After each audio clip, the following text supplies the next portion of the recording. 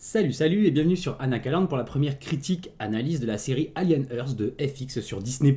Vidéo que je commencerai par une petite partie sans spoiler pour ceux qui ne l'ont pas encore vu et qui n'hésitent encore à lui laisser une chance. Et donc 2 épisodes qui sont sortis cette nuit et en vrai en termes de diffusion j'avoue que le premier suffisait largement. Bon certes il y a beaucoup de séries qui sortent avec les 2 premiers épisodes mais là le premier honnêtement était déjà largement suffisant je trouve pour me convaincre. Certes il y avait quelques petits trucs qui n'étaient pas forcément parfaits mais j'ai trouvé vraiment l'ambiance très sympa et tout ça, bon, bref.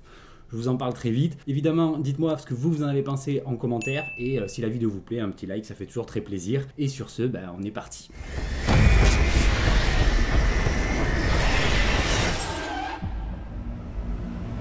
Donc très rapidement, pour ce qui est de la partie sans spoiler, la série est vraiment très sympa.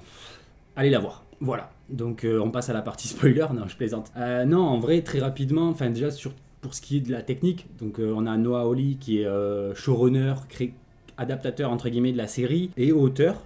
C'est pas lui qui a réalisé tous les épisodes mais on sent quand même sa patte énormément, notamment évidemment sur le premier. Moi j'avais déjà énormément apprécié son travail sur Légion et aussi sur Fargo, donc ça annonçait du bon et honnêtement je trouve que on y est, on est sur quelque chose de vraiment pas mal, en tout cas pour le moment. On a donc une technique très cinéma, on a un étalot que j'apprécie énormément parce qu'il est un tout petit peu terne et désaturé, mais pas trop, on a quand même énormément de couleurs et tout, on a aussi ce côté sombre, parfois même poisseux et tout, et à l'inverse des moments très lumineux, très propres et tout ça, selon les différents lieux, donc ça j'ai trouvé que ça fonctionnait très bien en termes d'ambiance. La musique fonctionne aussi très bien, elle est assez discrète par moments, même souvent, mais j'ai trouvé qu'elle collait vraiment très bien avec l'ambiance et l'énergie pour l'instant de la série, donc j'ai trouvé ça vraiment très sympa. Après au niveau c'est vrai écriture, on a aussi une intro qui est hyper efficace, même visuellement qui nous replonge vraiment dans la nostalgie du premier Alien et tout ça, donc ça fonctionne vraiment très bien en termes de production design, de costumes, de coiffure, vraiment on a vraiment l'impression presque d'être de retour sur le Nostromo, donc j'en dirai pas plus, mais en termes visuels ça fonctionne vraiment très bien. En plus en termes d'ambiance ça pose très vite l'énergie de la série. On sait qu'au final beaucoup s'attendaient à ce que ce soit un peu fade, un peu trop Disney. Pour le coup non, puisqu'on est quand même sur FX et clairement on est sur quelque chose de gore, de violent, avec des thématiques qui seront, je pense, très intéressantes aussi. La DA aussi est très intéressante, surtout que ça remet un petit peu les pendules à l'heure par rapport à un truc notamment que j'avais dit par rapport à Prometheus, une des grosses incohérences. Après, il faut pas oublier que Prometheus, à la base, avait été conçu pour ne pas être un film Alien, mais la Fox avait voulu le raccrocher à tout ça. Mais en gros, il y a le truc de la technologie et tout, et là, on voit clairement que le vaisseau ressemble au Nostromo, on l'avait déjà aperçu dans la bande-annonce, et pourtant, il y a d'autres lieux, d'autres endroits, d'autres vaisseaux qui technologiquement sont bien plus avancés que celui-ci. Donc ça rejoint un peu ce que je disais sur le fait que le Nostromo c'était juste un truc d'ouvrier, peut-être un vieux modèle, on s'en fout. Parce que c'est des ouvriers qui s'en servent et qu'ils sont sous-payés et que voilà on s'en fout. Alors que les riches, tout ça, donc Weyland notamment dans Prometheus, pouvaient se permettre d'avoir le top du dernier cri des vaisseaux spatiaux, tout ça. Justement en parlant de lui, au niveau de tout ce qui est corporation, donc on l'avait annoncé que le fait que le monde était divisé, contrôlé par plusieurs grosses entreprises et tout, et là on y est vraiment en plein dedans, donc ça va être une thématique vraiment intéressante aussi. Il y a un petit twist par rapport à la Weyland Yutani, j'en parlerai dans la partie spoiler évidemment, et on a donc notamment monsieur Cavalier, là le jeune, le génie, qui est le patron, le fondateur même de Prodigy. Donc c'est vraiment intéressant, les décors à nouveau sont très beaux, spoiler qui n'en est pas un et qui explique un peu tout. Pareil, j'en parlerai aussi dans la partie spoiler, mais on a une partie très jungle, donc je pense que ça va être très intéressant, puis même ça va peut-être reprendre aussi une iconographie différente, de toujours vaisseaux spatiaux, de toujours les planètes désolées, tout ça dans la saga. Là on va avoir quelque chose de plus naturel, donc ça pourrait être vraiment très intéressant de voir une partie de chasse à l'humain dans la jungle et tout, ça pourrait faire un petit côté aussi Predator. D'ailleurs je vous renvoie vers ma vidéo sur les 2 premiers films Predator, si jamais ça vous intéresse, et les prochaines arrivent bientôt, sur AVP arrivera avant la fin du mois je pense. Donc ambiance qui je pense va être très sympa, surtout si en plus on revient sur le côté tout ce qu'on avait vu dans la bande-annonce encore une fois, avec tout ce côté moite, les poisseux, les monstres et tout qui sont vraiment très bien faits, que ce soit en FX ou des effets pratiques, parce que notamment le xénomorphe qu'on voit dès le début est fait vraiment, c'est un costume, ça se voit, il y a juste la queue qui est animée en FX et ça fonctionne vraiment pas mal au niveau visuel, donc ça je trouve ça vraiment cool. C'est différent de ce qu'on a pu voir dans d'autres films et tout, le costume a un rendu un peu différent et tout ça, plus mat, plus plus chaud aussi, moins poisseux, moins visqueux que d'autres xénomorphes qu'on a pu voir comme le Big Chap et tout ça, mais vraiment très sympa visuellement. J'attends de voir après ce qu'ils vont vraiment en faire et tout, mais pour l'instant honnêtement sur les 2 épisodes c'était vraiment très sympa. Et après ce qui inquiète le plus, pareil, je vais pas rentrer dans le détail dans cette partie-là, mais je vous le dis quand même parce que je l'ai vu beaucoup en commentaire en termes de crainte par rapport à cette série, c'est sur le côté, le fait que les personnages principaux, en partie, sont des enfants, ceux qui ont été mis dans les corps donc synthétiques, les hybrides, avec Wendy la principale et les autres. C'est vrai que y a ce côté un peu jeune enfant, surtout sur certains, qui sont vraiment gamins et tout. Après, le personnage de Wendy, pour l'instant, j'aime bien. Et les autres personnages, même s'il y en a quelques-uns qui sont jeunes, on est quand même plus sur du jeune adulte que sur de l'adolescent ou de l'enfant et tout, donc pour l'instant je trouve que ça fonctionne vraiment pas mal. En plus il y a aussi, qui je pense sera peut-être plus développé dans la suite, même si là on le voit déjà notamment dans l'épisode 2, c'est cette opposition très intéressante entre ces enfants et la situation qui se passe, donc c'est plutôt très intéressant. L'écriture est vraiment sympa, j'aime beaucoup la plupart des personnages, je trouve qu'ils sont bien écrits, même certains personnages très secondaires sont plutôt bien amené. Il y en a quelques-uns, j'ai un peu du mal, notamment justement tout ce qui touche aux enfants, tout ça. Mais c'est plus par rapport au fait que ça dénote énormément avec cette énergie-là, donc voilà. Et au global, pour ce qui est de l'univers et de l'intrigue, je pense que clairement, on va sur quelque chose de très sympa. On va bien manger. Je ne m'attendais pas à ce qu'on mange aussi bien dès le premier jour de diffusion. Après, peut-être que ça va se calmer, mais je ne pensais pas qu'on aurait autant d'actions, de monstres, de trucs gore et tout ça, donc carrément trop bien. Mais je pense que aussi la thématique qui touche à tout ce qui est synthétique versus humain versus hybride, voilà, ça a déjà été bien mis en place, tout ce côté-là, avec les différentes factions qui vivent sur Terre et tout ça, qui se partagent un petit peu le territoire, voilà, donc ça j'ai trouvé ça très sympa, et je pense que clairement, tout ce qui touche à qu'est-ce qui fait un être humain, qu'est-ce qui fait qu'on est vivant ou pas, tout ça, comme dans pas mal de films, notamment chez Ridley Scott, c'est une de ses obsessions. J'envisage d'ailleurs d'en faire une vidéo sur vraiment spécifiquement ce détail-là, cette obsession. Donc n'hésitez pas à me dire si ça pourrait vous intéresser de parler un petit peu de tous ces synthétiques, ces hybrides, tout ça par rapport à la saga au global et plus même si affinité. Et donc je trouve vraiment que cette thématique, je pense en tout cas, va être extrêmement bien développée, ou en tout cas qu'elle va être développée, peut-être pas bien, mais en tout cas elle va l'être.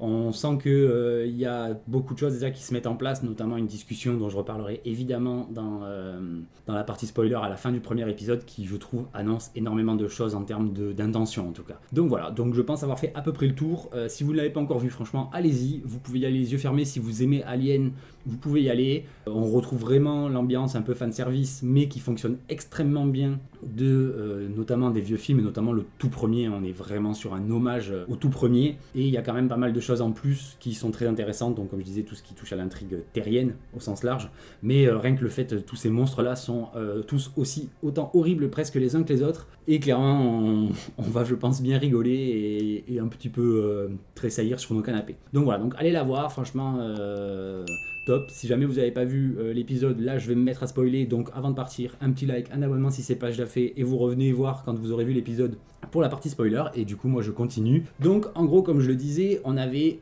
cette intro qui j'ai trouvé extrêmement efficace. On a en plus un petit montage très cut par moment qui montre vraiment ce côté biomécanique qui est propre à la saga, mais abordé d'une manière différente, donc j'ai trouvé ça très sympa, surtout quand on le met en parallèle avec les visuels originaux de Giger, donc vraiment très intéressant.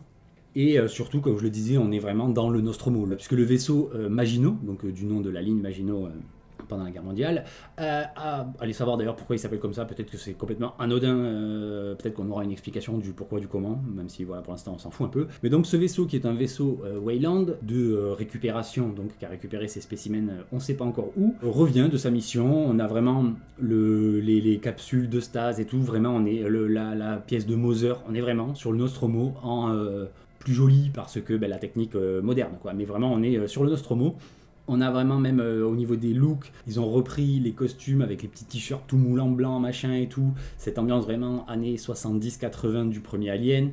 Les coupes de cheveux, l'ambiance, le langage, vraiment on y est. Vraiment je trouve qu'on est à bord du Nostromo, donc le lien est hyper bien fait, hyper efficace dès le début. Je trouve qu'en tant que fan d'Alien, il nous accroche assez facilement et assez rapidement et très efficacement, donc ça j'ai trouvé ça cool.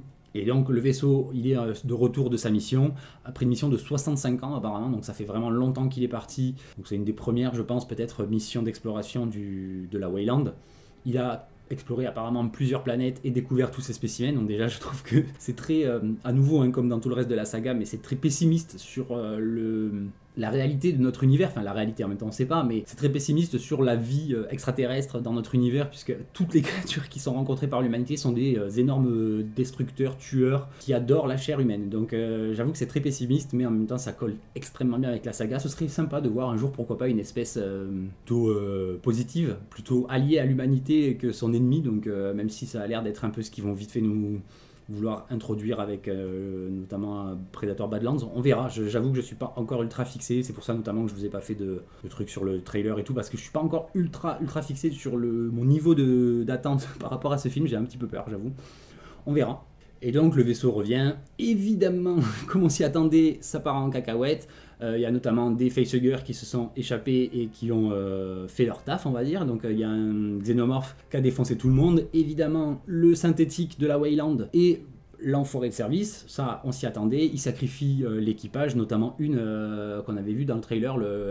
J'aurais bien aimé en voir plus de cette actrice, elle avait l'air assez sympa et tout. Mais non, donc par contre le xénomorphe il entre vraiment en action très vite dans la série. Donc encore une fois, Noah Hawley sait comment nous satisfaire pour nous accrocher et pour ensuite mettre en place les choses de manière un peu plus lente. Et donc voilà, donc hécatombe dans le vaisseau. Le cyborg se cache pour survivre au xénomorphe et du coup le vaisseau s'écrase sur Prodigy City. Sauf que, petit twist qui, comme je disais, sans le dire vraiment dans la partie sans spoil, explique plus ou moins tout, c'est qu'en fait là où le plus gros de l'intrigue va se passer, je pense, ou en tout cas la suite de l'intrigue, à savoir le labo de Prodigy, là où habitent les enfants, là où habitent Cavalier et tout ça machin, c'est sur une île. Donc déjà ça explique plus ou moins tout, comme je disais, l'île est très luxuriante et tout ça, puisqu'on apprend en fait que Prodigy se trouve en Asie. Ils appellent ça New Siam, donc c'est l'ancien nom de la Thaïlande, le Siam, et c'est aussi le nom de l'Empire. Donc je pense qu'aujourd'hui le New Siam doit être plus ou moins toute la péninsule ou toute l'Asie du Sud au minimum, puisqu'on apprend aussi qu'il y a la Wayland dans le nord de la Wayland Yutani, pardon, dans le nord de l'Asie, et notamment une très grande partie de l'Amérique. Et donc on est dans la jungle asiatique, l'île, clairement, on peut déjà le deviner, mais l'île elle va finir par disparaître de la carte. C'est presque sûr que pour régler la situation et pour faire disparaître les traces, pour justifier notamment la mission du Nostromo 2 ans plus tard, à mon avis l'île elle va pas faire long feu, elle va très vite disparaître, ce qui serait une solution au final très valide hein, pour éviter l'hécatombe et tout ça. Et puis le fait que ce soit fermé, le fait que ce soit entouré d'eau, tout ça, ça va clairement créer un enjeu intense et ça va créer ce faux huis clos qui permettra aussi de partir un petit peu s'ils veulent en cacahuète en mode vraiment invasion de xénomorphes ou invasion de je ne sais quel monstre par dizaines, sans que forcément ils s'échappent sur toute la planète si ça se passait à Prodigy, puisque Prodigy City, elle est sur le continent. Donc là c'est assez intéressant aussi puisque très rapidement on nous présente quelques personnages, notamment le personnage de Joe qui est le frère de Wendy et qui sera parmi les soldats qui bossent pour l'entreprise Prodigy. Ça pareil c'est hyper intéressant de voir à quel point ce monde contrôlé par des corporations manque absolument d'humanité, puisque par exemple à un moment au lieu de dire have a good day, donc passez une bonne journée, ils disent have a productive day, donc ayez une journée productive. C'est même pas une bonne journée productive, c'est juste une journée productive et tout. Donc on voit qu'on est vraiment parti sur quelque chose de très corporatiste, très peu humain justement dans sa gestion. Il y a même directement l'analogie avec le fait que la personne au guichet est un robot, même pas un synthétique ou quoi que ce soit, un cyborg ou quoi. C'est vraiment juste un robot, donc qui ne fait que appliquer ce qu'on lui a inculqué, son code. Donc ça fait un parallèle très sympa avec certains pays notamment, ou certains fonctionnaires qui sont très rigides et que quand ça sort de leur prérogative, ils savent plus faire et ils sont pas capables de faire preuve des fois d'empathie, d'émotion, ou de juste sortir des clous dans un cas particulier. Donc c'est assez intéressant. Il y a pas mal aussi je fais un peu un vrac comme ça vient, mais vous me connaissez maintenant. Il y a aussi pas mal de rapides flashbacks, ou en tout cas des petites images du passé de certains personnages, notamment Joe et Wendy, sa sœur, qui est plus ou moins le personnage principal de la série. Hein. Mais ils sont faits de manière, je trouve, efficace, sans en faire trop, parce que j'avais un peu peur que ce soit un peu trop pathos par rapport à le fait qu'ils sont frères et sœurs, tout ça, tout ce qui tourne autour de leur relation. J'avais peur que ça fasse un peu ouin-ouin et tout, et au final, je trouve que ça passe bien. Il faudra pas en faire trop non plus, mais je trouve que ça passe bien même quand ils se revoient à la fin, leur relation qui a l'air de repartir et tout, j'ai trouvé ça très intéressant. Mais je garde la fin pour un peu plus tard, puisque je reviens du coup à Wendy, qui est quand même le nœud de cette série, c'est la création des premiers hybrides. Donc Wendy, qui est une jeune fille malade, qui a l'air gentille, voilà, elle a 12 ans, elle a l'air assez mature pour son âge, en même temps la maladie, tout ça, tout ce qu'elle a pu vivre. Elle est plus ou moins élevée, entre guillemets, ou en tout cas elle vit avec donc, le synthétique Kirsch, qui bosse pour Prodigy, et une femme qui est elle aussi une scientifique mais humaine ce coup-ci, et qui sont en gros les deux personnes qui chapeautent le projet avec Cavalier. Et c'est assez marrant de voir, on a Cavalier qui est humain mais à peine. On a, pourtant il a pas pour l'instant très méchant, mais voilà. On a Kirsch qui est très mécanique, très rigide et tout, sans trop d'émotion. Le robot, le cyborg, pardon, et l'humaine qui elle est très maternelle, très gentille et tout. Donc c'est assez marrant de voir ces trois catégories d'individus qui seront plus ou moins les mentors, les formateurs, les tuteurs de Wendy. Et donc Wendy se retrouve à être la première à changer de corps pour devenir un synthétique. Donc il nous explique très rapidement, mais c'est important de le savoir, que donc les enfants sont les seuls à pouvoir être transférés, en tout cas pour l'instant, puisque leur esprit est encore malléable et tout ça. Donc ça fonctionne plus ou moins avec la réalité physiologique, à savoir la plasticité cérébrale, tout ça. Et en même temps, il nous explique que l'inconvénient, c'est que comme ils sont déjà dans un corps d'adulte, en fait, ils vont pas vivre de puberté, tout ça. Donc au niveau de la maturité, tout ça, ça pourrait être intéressant aussi de voir comment ça se passe. Même si on voit que Wendy a une certaine maturité plutôt intellectuelle, mais pas forcément encore physique, émotionnelle et tout ça, donc ça va être intéressant à voir. Je trouve que l'actrice incarne plutôt bien son rôle de, entre guillemets, petite fille dans un corps d'adulte, même si j'avais très très peur justement que ce soit un peu bancal ou un peu dérangeant et tout, mais je trouve qu'avec elle ça fonctionne, alors qu'à l'inverse, comme je le disais en partie non spoil, tous les gosses là d'ailleurs ils les appellent les enfants perdus parce qu'il y a énormément de refs à Peter Pan. Est-ce que c'est une volonté de Disney ou pas? Je pense pas, ou en tout cas pas entièrement. Il y a énormément de références à Peter Pan, et donc les enfants perdus, puisque Wendy a été la première, c'est aussi la plus vieille à changer de corps. Elle a choisi le nom de Wendy, et les autres, eux, en réaction, en imitation, ils ont choisi des noms de personnages de Peter Pan. Donc il y a Smee, Monsieur Mouche, mais après il y a les noms notamment beaucoup des enfants perdus. Et eux, j'avoue, il y en a quelques-uns qui sont très intéressants. J'aime bien la petite rousse, elle est mimi et je pense qu'on va bien rigoler le jour où elle va se faire éclater. Il y a celui qui se prend pour un scientifique là, qui bloque sur la fleur pendant longtemps et tout. Lui, je sens qu'il va être très sympa. En plus, l'acteur me parle, je saurais pas dire d'où il me parle, mais il me parle. Donc si jamais vous avez la ref, n'hésitez pas à me le dire en commentaire. Mais je pense que lui, il risque d'être très intéressant parce que c'est vraiment un gamin, voilà, il a envie d'être scientifique ou je sais pas quoi, donc il est très dans l'analyse et tout. Donc ça pourrait être assez drôle de voir encore une fois cette opposition entre cette capacité de calcul, puisqu'ils expliquent bien qu'ils leur ont donné un super calculateur en guise de cerveau, machin et tout. On voit même qu'ils ont quelques capacités sur le contrôle de la technologie notamment et tout avec Wendy, plus leur capacité physique évidemment. Mais je pense que lui, ça pourrait être intéressant de voir à la fois quand même son côté gamin immature et son envie en fait d'être très sérieux, tout ça. Donc ça pourrait être intéressant à développer. Après sur les autres, honnêtement, j'ai un peu du mal. Celui qui est indien là. Bon, son accent est très marrant, même si c'est drôle, parce que l'accent, c'est aussi par rapport à la formation de la langue, du palais, tout ça. Et donc là, le robot, le synthétique, son corps, ils l'ont fabriqué avec la déformation du palais de l'accent indien, donc c'est marrant. Mais c'est surtout que je le trouve pas hyper attachant, un peu chiant même. Soit il a peur, soit il est hyper actif. J'ai un peu du mal, et les autres ils sont marrants parce qu'ils ont un peu peur, ils sont un peu angoissés et tout, mais je pense qu'il y en a qui risquent de vite nous saouler, donc pour l'instant c'est un peu le bémol. Mais inversement, d'autres personnages sont très sympas. Donc il y a Kirsch que j'ai trouvé très très bien incarné et plutôt pas mal écrit, surtout quand il fait ses petits speeches là ou même pendant la mission où lui il reste hyper froid et tout, c'est très drôle à voir. Mais notamment quand il explique avec cette conversation très lourde de sens, comme je disais, où il parle du fait que en plus, elle a presque un double sens parce qu'il change plus ou moins de son sujet dans la conversation. Au début, il parle spécifiquement de Wendy et de ses copains, et il leur dit: vous n'êtes plus de la nourriture, en gros. Donc oui, effectivement, puisqu'ils étaient dans un corps de chair, fragile en plus, et maintenant ils sont dans un corps synthétique. Mais il parle aussi du fait que grâce à l'évolution, notamment technique, les humains se sont, entre guillemets, émancipés de leur statut de proie. Et ils sont devenus, à l'inverse, au fur et à mesure de l'évolution, de plus en plus des prédateurs, plus ou moins. Et clairement, ils vont avoir une sacrée leçon. Ils vont voir que dans l'espace, ils sont loin d'être les plus gros prédateurs. Peut-être sur la Terre, mais mais pas du tout dans l'espace. Donc ça, j'ai trouvé ça très intéressant aussi, la manière dont il le dit. En plus, ça annonce aussi ce qu'on a déjà aperçu dans l'épisode 2, notamment dans cet énorme climax qui commence déjà dans la fin de l'épisode 1 et qui dure encore, même dans l'épisode 3, on aura la continuité, où ils sont donc dans le vaisseau avec la mission de sauvetage et tout ça, à savoir le fait qu'on le voit... Comme ils sont synthétiques, qui ne sont pas biologiques et qui ne peuvent pas servir notamment d'hôtes, tout ça, on l'a même le cas avec le cyborg de la Wayland, où en fait ils ne sont pas forcément pris pour cible par le xénomorphe, par les autres créatures et tout ça, que ce soit les insectes. Il y a vite fait l'œil, mais en fait je pense qu'il aurait changé d'avis très vite en se rendant compte que ce n'était pas un être biologique. Mais très, très intéressant de voir que voilà, leur statut, j'en avais parlé vite fait je crois dans l'analyse du trailer, il me semble que c'était là-dedans, dans cette vidéo-là, que justement il y aurait cette différenciation entre les humains qui peuvent être des hôtes et donc qui seront ciblés spécifiquement par les créatures, notamment les facehuggers évidemment, et les synthétiques qui eux à l'inverse pourront plus ou moins y échapper et tout. Et là on voit que carrément le xénomorphe il n'a pas forcément l'envie ou le besoin de tuer les synthétiques. Après l'autre il parle aussi de ils sentent votre peur, tout ça, donc pourquoi pas le côté un peu bestial du xénomorphe. Ça fonctionne très bien aussi. Ce qui m'amène, du coup, je vais en parler maintenant de toutes ces créatures, évidemment.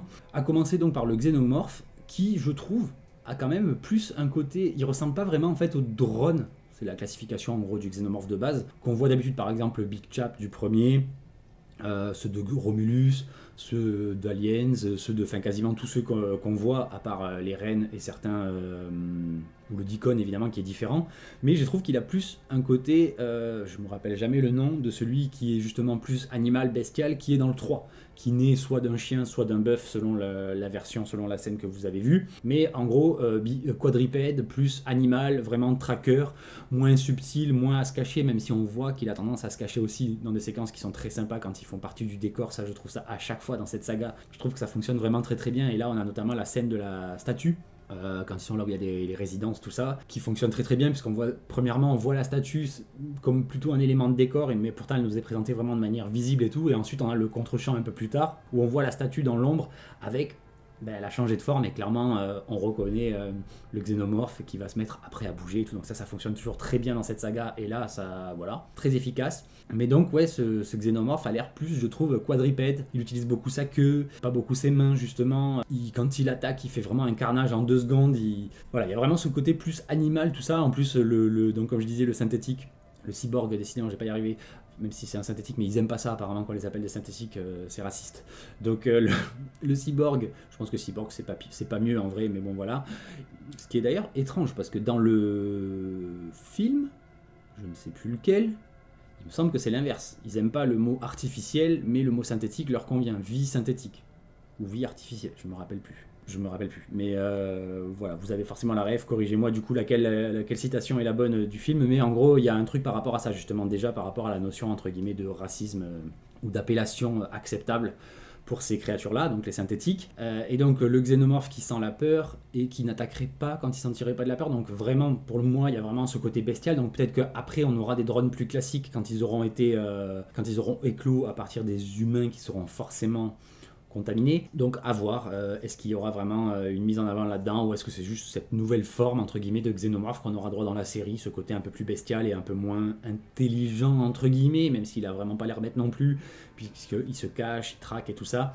Ensuite, au niveau des créatures, il y en a une qu'on n'a pas encore vue, mais qui est clairement, je pense, c'est une de celles qui hype le plus tout le monde, puisque c'est aussi une de celles dont on m'a beaucoup parlé dans les commentaires, c'est la méduse. Mais on voit à la toute fin de l'épisode 2 qu'il y a deux des gamins, des enfants perdus, pendant que Kirsch parle avec Machine dans l'oreillette. On voit qu'ils sont en train de décrocher une cuve remplie d'un liquide jaune, donc clairement je pense que ça c'est la méduse, puisqu'elle est enfermée là-dedans quand on la voit dans le trailer. Donc je pense que cette créature-là, c'est peut-être la seule qui ne s'est pas échappée du vaisseau pour l'instant. Donc c'est clairement que ça annonce qu'elle va faire des dingueries, puisque sinon on aurait déjà eu un petit aperçu de ses capacités bien dégueulasses. Puisqu'on a eu notamment, alors eux j'avoue, je crois que je vais les mettre dans mon top pour le moment, même si en vrai non, mais c'est juste parce que je déteste ça. Mais c'est les deux espèces d'insectes dégueulasses là qui en plus sont des tiques géantes qui te sucent le sang pire que des vampires et tout ça.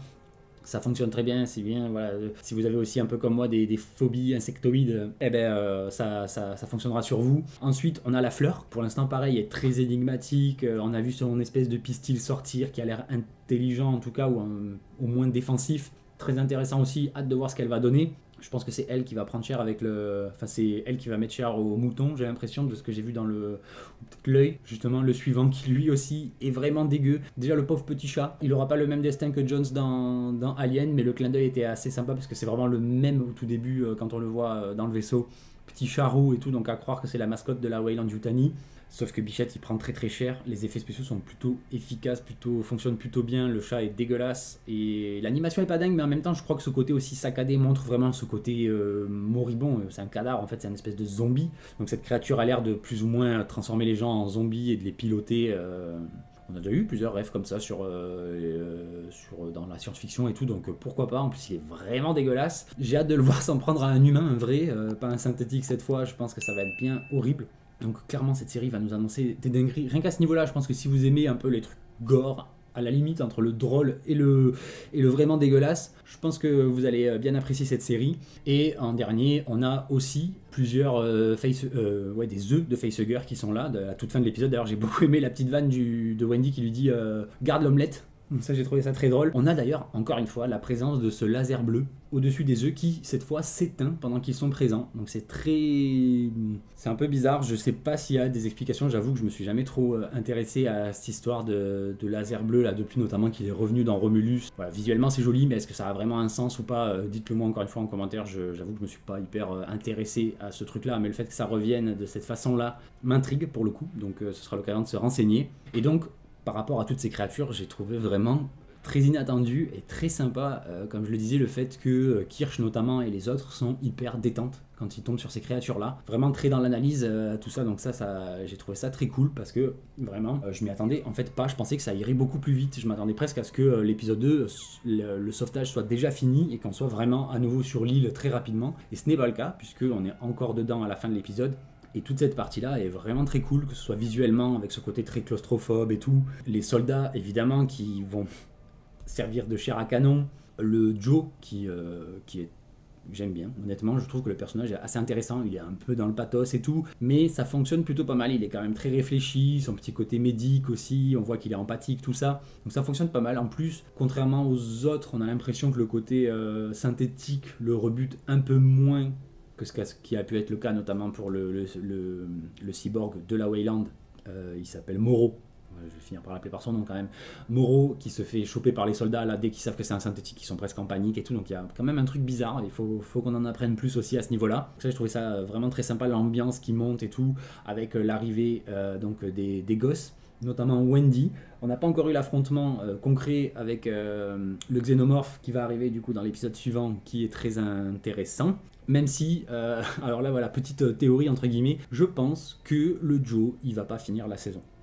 Honnêtement. Déjà, le fait qu'il ait perdu connaissance à un moment et qu'on n'ait pas vu tout son état d'inconscience et tout, le fait que là, il se fasse choper par le xénomorphe, il va pas mourir là. Il va pas mourir là, ils vont se retrouver, ils vont même probablement le ramener parce que je suis convaincu qu'il va finir par se faire infecter. C'est obligé, peut-être même la saison va se finir par le chestbuster qui va lui arracher la poitrine et boum, finish, devant évidemment sa petite sœur qui va se retrouver couverte de son sang. Je le vois arriver, voire pire, ça se trouve il aura encore pire que le chestbuster, il va tomber sur l'œil ou sur une connerie du genre, mais clairement je pense pas qu'il va faire très long feu, ce serait en même temps pas cohérent qu'au milieu de ça, ce soit le seul juste parce que c'est le frère de l'héroïne, que ce soit lui qui survive et tout. Donc clairement je pense qu'il va finir par prendre cher, mais bon voilà, ça c'est une take vraiment...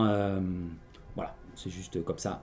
Ensuite, avant de terminer, il y a quand même eu plusieurs détails qui m'ont interpellé, que je vais vous en parler rapidement là. En bien, la plupart, même s'il y a eu quelques petits trucs, par exemple, le premier qui m'a interpellé, où je me suis dit, tiens, Disney a osé, c'est vraiment le crash du vaisseau sur la tour, qui est un centre commercial, un truc d'habitation et tout. J'ai vraiment ressenti ça, et pourtant je ne suis pas américain, même si je l'ai vécu à l'époque. J'ai vraiment ressenti ça comme une ref à ce qui s'est passé en 2001, si vous voyez ce que je veux dire. Je crois qu'on peut toujours pas en parler sur YouTube, donc je vais éviter. Mais j'ai vraiment, je sais pas, en tout cas je pense que ceux qui l'ont vécu, ils risquent d'avoir la ref. Donc je trouve que c'est risqué, et en même temps c'est aussi un moyen de montrer que voilà, c'est arrivé, mais on peut commencer à faire des références, on peut commencer à essayer de faire une espèce de catharsis avec ça, et d'aller au-delà du traumatisme, en rajoutant du traumatisme avec cette histoire complètement dingue. Donc j'ai trouvé ça courageux.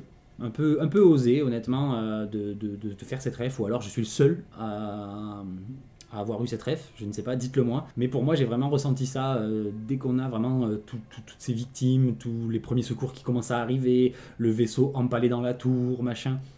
En plus, il parle de tour, il parle pas d'immeuble, donc voilà, je trouve qu'il y a quand même une ref assez impressionnante. Pareil, petit détail aussi, mais qui malgré tout est hyper important et qu'on a souvent pas dans la SF, c'est que souvent quand on est dans l'espace, on a déjà toujours un petit bruitage, une petite musique et tout, puis même quand il se passe des choses, on a du bruit. Alors que là, quand on a le vaisseau qui se mange l'espèce de portail ou je ne sais quoi, il n'y a pas de bruit. Dans l'espace, personne ne peut vous entendre crier parce qu'il n'y a pas de bruit. Et du coup, rien que ça, j'ai trouvé que genre, ben voilà, le mec il a compris, il nous a mis un petit moment de silence dans l'espace, juste histoire de faire une ref à The Ref justement, dans l'espace personne ne vous entendra crier tout ça, et en même temps c'est cohérent avec le réel et tout, donc franchement j'aime beaucoup la manière dont tu as appréhendé la série Noah Hawley, donc franchement je kiffe. À ce niveau-là, je trouve ça vraiment cool. Et pareil, je crois que je suis passé un peu vite dessus, mais je voudrais remettre une petite couche par rapport à Wendy et ce changement justement d'hybride, tout ça. Déjà, comme je disais, j'ai bien aimé l'écriture de Wendy, même le fait que la volonté d'aller eux-mêmes faire le sauvetage ne vient pas de Cavalier ou de Kirsch ou de qui que ce soit, c'est elle qui propose. Bon, certes, parce qu'elle veut retrouver son frère puisqu'elle sait qu'il est là-bas, vu qu'elle a, donc, comme je disais, son espèce de pouvoir de contrôler le code et tout, puisqu'on apprend qu'elle a même recodé le fameux robot, tout ça. Donc, ça j'aime bien, je pense que ça va être très intéressant aussi à développer cet accès privilégié à la technologie. Il risque peut-être même de faire peur possiblement aux humains, et notamment à Cavalier, machin, le chef là, puisqu'il risque de se dire au final elle est trop, parce qu'on a cette petite phrase de mec hyper brillant, un peu égoïste, mais qui nous dit que malgré tout il ne pense pas qu'à l'argent, il pense à la recherche et tout, et surtout il veut créer ces hybrides parce qu'en fait il rêve d'avoir quelqu'un à sa hauteur. Le mec il est tellement là-haut qu'il n'y a qu'une machine qui peut être à son level et tout. Donc, pourquoi pas, ça fonctionne, ça donne une motivation autre que juste je veux être le premier à le faire et je veux être le roi du monde et tout, même si on nous dit bien qu'il est trillionnaire, donc à savoir 1000 milliards pardon. Et j'ai trouvé ça cool, comme je disais, donc Wendy soit elle-même à l'initiative de la mission, en mettant évidemment en avant ses capacités, tout ça, et pas lui qui dit bon ben vas-y on va faire une expérience et tout, même si très vite il se rend compte que c'est l'idéal pour faire un test en grandeur nature des capacités, de leur capacité d'adaptation, de leur même au niveau intellectuel, s'ils sont capables de faire face à leur si petit âge, de faire face à ce genre de situation et tout. Donc en fait il en fait une expérience, mais c'est pas de son initiative, c'est pas lui qui a dit allez on va les envoyer, c'est de la chair à canon, de toute façon ils sont pas réels,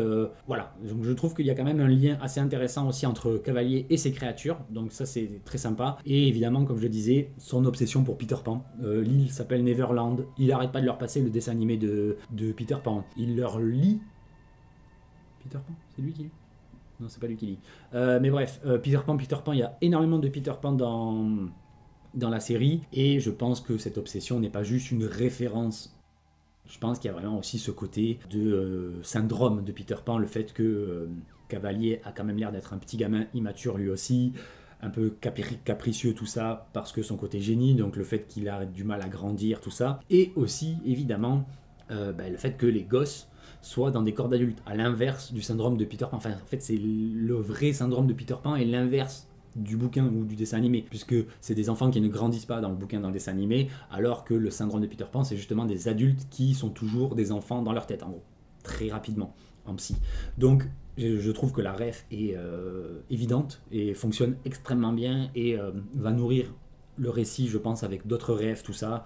On a même l'histoire donc de Wendy qui est plus ou moins la maman des enfants perdus, et là clairement elle a beau avoir qu'un an de plus apparemment que les autres, elle fait vachement plus mature, elle fait vachement plus adulte et tout, donc clairement ça va être elle la responsable de cette petite bande, tout ça, donc une ref qui fonctionne très très bien. Et surtout, on voit ça notamment, je crois, à la fin de l'épisode 1, et un petit peu dans l'épisode 2, justement, quand ils sont enfin confrontés un peu au danger. C'est qu'en fait, c'est des enfants qui ont grandi en étant malades, défectueux plus ou moins, en ayant un peu cette épée de Damoclès au-dessus de leur tête et en ayant fait plus ou moins la paix avec cette mort probable. Finalement, on leur sauve la vie en leur donnant l'immortalité, la puissance, machin et tout, donc ils se considèrent clairement comme immortels, puisque la seule chose qui leur faisait peur à ce moment-là, c'était la maladie, et là, du fait de vieillir, machin, tout ça. Donc là, ils sont plus forts, ils sont machin, et ils sont immortels. En tout cas, ils ne peuvent pas avoir de maladie, ce qui était leur plus grande préoccupation, c'est évident. Mais là, ils vont être très vite ramenés à la réalité, parce que ils ont beau être immortels, ils peuvent quand même, comme je sais plus lequel le dit, être détruits, broyés, arrachés, défoncés, faire machin. Donc il y a aussi cette notion de vie fragile, humaine et immortalité synthétique, mais quand même, voilà, donc ils vont devoir aussi réappréhender cette crainte de la mort, tout ça. Donc franchement, je trouve qu'ils sont partis sur toutes les thématiques qui étaient intéressantes à développer avec le matériau qu'ils avaient. Et clairement, je pense que la série va être très très intéressante à ce niveau-là. Je trouve ça vraiment cool. Avec encore une fois, notamment cette notion de nourriture, tout ça qui va être pareil, va nous amener à du bien dégueu et du bien fun aussi. Et dernier petit détail qui pour l'instant je n'ai pas d'explication, mais je suis sûr que vous l'avez remarqué vous aussi. On l'a vu, il me semble, 2 fois, dont la première fois avec vraiment une ambiance très étrange, je trouve, dans la mise en scène, dans la couleur, dans ce plan qui veut un peu rien dire, qui semblait un peu glauque et tout, avec ce mec là en espèce d'armure qui met du froid ou qui soude ou je ne sais pas quoi, qui nettoie cette espèce de morceau de mur. Et on a l'impression que ça fait une semaine qu'il est dessus, au même endroit. Pour l'instant, ça n'a aucun sens. J'ai fait pause à ce moment-là parce que surtout la deuxième fois, je me suis dit, est-ce qu'ils veulent nous montrer un truc? Et non, je n'ai rien vu. Ou alors j'ai vraiment pas les yeux en face des trous. Ça peut être une possibilité. On me dit souvent que je ne trouverai pas de l'eau à la mer, donc effectivement ça peut être une possibilité. Mais honnêtement, je ne vois pas. Je ne vois pas ce qu'il est en train de colmater ou ce qu'il est en train de faire. Mais on nous l'a montré 2 fois de manière insistante où il est le seul élément du plan. Donc clairement, il va y avoir un truc par rapport à ça.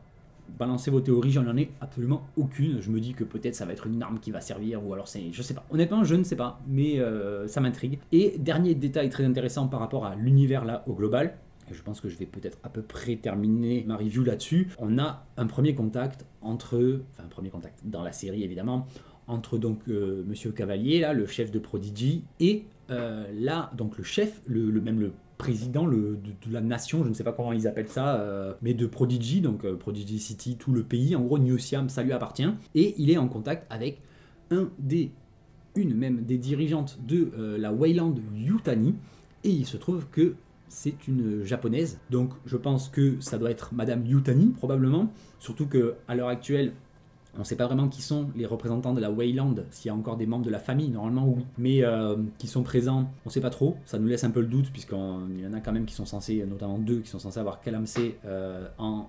2091 ou 92, je ne me rappelle jamais, dans Prometheus quoi en gros, mais normalement il y en a d'autres, donc ils sont là, mais apparemment, ce serait plutôt pour l'instant la famille Yutani, puisqu'en gros, la Weyland et la Yutani ont fusionné, faisant la Weyland Yutani, qui doivent se partager un petit peu les territoires, puisqu'on sait qu'il y a une partie en Asie, une partie aux États-Unis, enfin en Amérique. Et là, donc, on a donc très certainement, je crois qu'elle n'est pas nommée, mais c'est, je pense, évident que c'est Madame Yutani, qui donc contacte machin pour lui dire qu'elle voudrait gentiment, voilà, pour pas déranger, elle est désolée et que voilà, qu'il ne s'embête pas, elle va le prendre à sa charge, elle va s'en occuper elle-même d'aller récupérer ce qu'il y a dans le vaisseau. Parce que l'autre, il a très bien compris que c'était important, donc il a encore plus envie de savoir ce qu'il y a dans le vaisseau, évidemment. Et chose très intéressante, au-delà du fait que voilà, on est sur des États, même au-delà des États, on est sur des immenses empires presque. Sauf qu'ils se parlent vraiment comme des chefs d'entreprise au club de squash qui se croisent et qui sont un peu rivaux et tout. Il n'y a pas ce côté solennel qu'on peut avoir en politique étatique, diplomatique et tout. Et même au-delà de ça, c'est qu'en fait on apprend que s'il y a des soucis, s'il y a des négociations à faire, donc de la diplomatie, eh bien, ça passe par les avocats. Donc aujourd'hui, dans ce monde-là, ce sont les avocats, donc encore une fois, des riches, des puissants, des grosses corporations, j'imagine, des grosses entreprises d'avocats, qui font office en fait de diplomates pour ces entreprises, tout ça. Qui est déjà le cas, hein. Une grosse entreprise va souvent, même très souvent, demander à des avocats de faire de la négociation. Je vous renvoie par exemple sur l'excellente série Suits qui montre ça. Mais là on est sur ça, mais version plus, où à l'échelle planétaire, et c'est en fait l'équivalent d'une ambassade, même plus d'un ministère de l'étranger, quoi, des affaires étrangères. Donc je trouvais ça très sympa, j'espère qu'on aura encore plus ce côté-là. Je m'attends vraiment à ce que la partie négociation politique commerciale entre les deux entités soit présente dans l'intrigue. Après, clairement, pour l'avenir, là, bon, on va avoir un 3e épisode qui va conclure, je pense, la partie sauvetage. Clairement, Wendy va sauver son frère, ce serait un peu trop facile de le tuer maintenant, même si clairement, pour moi, il est là pour servir d'électrochoc à Wendy en servant de chair à canon. Et je pense que donc ils vont finir entre guillemets leur mission de récupération, sauvetage là, et qu'ils vont partir sur l'île. Et que très vite, l'intrigue va se concentrer sur l'île. Il y aura peut-être une créature qui sera restée, qui se sera échappée du vaisseau, j'en sais rien, pour avoir une intrigue secondaire à Prodigy City, mais je pense que le plus gros de l'intrigue va se passer sur l'île, puisque comme je le disais au tout début, bah, ça va expliquer tout le reste, ça va aussi justifier le fait que s'il y a des évasions de monstres, des multiplications de créatures et compagnie, bah, le fait qu'on soit sur une île va limiter la casse, et va permettre de circonscrire l'intrigue sur cette île, même si on sait que les xénomorphes notamment sont capables de nager. Voilà, il y a quand même, je pense, moyen de justifier cette isolation par le fait qu'ils sont tout simplement sur une île. Et par contre, côté Prodigy, je m'attends quand même à ce qu'on continue à en voir un petit peu des éléments. Peut-être que Joe ne sera pas ramené sur l'île parce que il n'appartient pas à Prodigy ou que sais-je et tout ça, et qu'il n'aura pas été contaminé, donc ce ne sera pas un spécimen. Peut-être que ce sera aussi une partie de l'intrigue qui vont vouloir se retrouver parce qu'ils auront été à nouveau séparés, Wendy et lui. Mais voilà, je m'attends quand même à ce que à Prodigy City, il y ait quand même des éléments, peut-être justement la diplomatie, peut-être un envoyé de la Weyland-Yutani qui négocierait avec un représentant de Prodigy, sachant que les autres sont sur l'île, mais que les négociations se passent dans la ville, parce qu'il y aurait peut-être encore une intrigue, comme je disais, peut-être une autre créature, un insecte, peut-être pas forcément une grosse créature, mais un petit truc qui foutrait un peu la merde et tout. Donc pourquoi pas, parce que ça serait quand même intéressant de développer aussi le côté des civils. On a eu quelques infos, comme par exemple le fait que Joe, il veut quitter son taf, mais qu'il peut pas, donc tout ce côté un peu esclavagiste, avec le Have a Productive Day, machin, tout ça. Donc j'espère qu'ils vont aussi développer ça, et pas uniquement vraiment les employés importants de Prodigy qui sont sur l'île et qui eux ont un minimum de reconnaissance, en tout cas que le patron leur accorde de l'intérêt et tout ça, mais qu'on voit aussi les soldats qui sont sacrifiables, comme on l'a déjà vu là. Voilà, donc je m'attends quand même à une partie plus humaine, sociale, presque, j'ai envie de dire, par rapport à ça. On pourrait même revenir sur des intrigues par rapport à Blade Runner. Je sais que vous êtes beaucoup à m'en parler, mais non, c'est seulement une énorme ref, mais il en a parlé seulement à l'époque où il a dit que voilà, il aimait bien l'idée que machin était ancien employé de la société de Blade Runner dans le premier Alien, mais voilà, c'était juste un lien, une espèce d'easter egg, une auto-ref qu'il a fait, mais non, les dates se contredisent et tout, et même lui, il a plus ou moins confirmé, Ridley Scott, j'entends, que Blade Runner et Alien sont deux univers différents, mais dans lesquels il y a énormément de similitudes, notamment cette notion de synthétique qui est très proche. Ce serait presque un espèce de multivers, en gros. On aurait un côté le multivers de la Terre de Blade Runner et de l'autre celle d'Alien, qui sont partis dans des directions différentes, mais avec, voilà, vous connaissez le multivers, j'ai pas besoin de vous refaire un dessin. Donc voilà, il y a ça, et de toute façon on reparle évidemment chronologie, tout ça. Si vous voulez vite fait, je vous en parle pour ceux qui ont vu la vidéo là dans laquelle j'ai fait la chronologie. C'est notamment un peu tout ce qui se passe là dans cette série qui m'a en fait, parce que j'ai eu la question de pourquoi j'ai placé Badlands avant Alien Earth, parce qu'on n'a pas vraiment la date. C'est parce que je sais pas, je trouve que vraiment l'androïde qu'on nous montre, Tia, dans la bande-annonce en tout cas, elle a l'air très... elle est un peu vulgaire, elle est un peu tout ça, comme je disais dans la vidéo, et je pense qu'elle est un modèle récent, entre guillemets, enfin pas récent, mais de première génération. Parce qu'on a vu notamment dans Romulus, qui avait des nouvelles générations, on a vu aussi évidemment dans Alien 3, Alien 4, que les androïdes allaient évoluer. Pour moi, et en plus, il y a aussi clairement... On le voit ça quand on prend un peu de recul, que Disney est en train d'essayer de réécrire vite fait la base de sa mythologie, de son univers, pour justement créer du lien, comme ce que j'ai essayé de faire, même si oui, Independence Day n'est pas réellement dedans, c'est juste une référence, et je pense que c'est peut-être même un moyen de juste recréer la hype autour de cette franchise pour que le troisième se justifie et qu'il y ait un troisième Independence Day. Mais j'ai trouvé l'expérience très sympa à faire, j'ai trouvé l'expérience très sympa à faire, apparemment vous aussi, la vidéo a bien fonctionné, donc encore une fois, merci beaucoup. Donnez de la force aussi à celle sur Predator, même si je sais que c'est un peu clivant parce que mon avis est pas forcément parfait sur la série, mais après en même temps j'ai l'honnêteté d'en parler et de dire que j'ai pas découvert les Predators avec les premiers films. Apparemment je suis illégitime parce que je n'étais pas né. J'ai eu un commentaire, j'ai pas compris honnêtement, qui me disait que j'étais illégitime de parler d'un film qui est sorti avant que je naisse. Du coup il n'y a pas beaucoup de films, il n'y a pas beaucoup de gens qui vont pouvoir parler de beaucoup de films parce que quand même les plus grands films ils sont sortis il y a longtemps maintenant, puis beaucoup de chefs-d'œuvre aujourd'hui, donc bref voilà. Du coup oui, je pense vraiment que cette Tia, elle est génération récente. Genre, même Walter, il a l'air plus carré, plus moderne que Tia. Donc pour moi, c'est vraiment dans les premières années, entre guillemets, des prototypes, pas forcément un prototype, mais dans les premières années de l'exploration spatiale avec les synthétiques. Donc voilà, petit détail comme ça par rapport à la vidéo. tout ça, tout ça. Donc voilà, je pense avoir fait à peu près le tour. La vidéo a été un peu plus longue que d'habitude, mais j'avais tellement de choses à dire, je pense que j'en ai même oublié. De toute façon, on en reparle la semaine prochaine. Évidemment, je serai au rendez-vous, j'espère que vous aussi. J'espère que cette vidéo du coup vous a plu. N'hésitez pas vraiment à mettre des likes, c'est très important pour le référencement. Un commentaire pour me dire ce que vous en avez pensé, et ce que vous pensez de ce que j'ai pu relever, notamment par rapport à ces 2 épisodes, qui, encore une fois, je le redis, annoncent une série que je pense... Honnêtement, je vais kiffer. Il y aura évidemment des imperfections, il y aura évidemment des trucs qui seront pas forcément parfaits tout le temps, mais honnêtement, je trouve que c'est un démarrage de très très bonne qualité, donc franchement top. Merci pour le coup. J'avais peur d'être déçu, j'avais peur d'être un peu trahi entre guillemets en tant que fan, que ce soit autant les fans de la première heure, enfin des plus vieux films que de Prometheus et tout ça machin. Même si je reconnais que oui, ils sont moins bien écrits notamment, surtout les personnages, mais c'est pas ça pour moi qui est le plus important dans ces films-là. Encore une fois. Donc voilà, dites-moi ce que vous en avez pensé. Un abonnement évidemment si ce n'est pas déjà fait, puisque là, clairement, mois d'août, même septembre, on va beaucoup parler de SF, de Alien notamment et tout ça. Ça a même déjà bien commencé sur la chaîne. Et puis voilà. Donc sur ce, encore une fois, merci beaucoup et je vous dis à très vite sur Anakaland. Bye.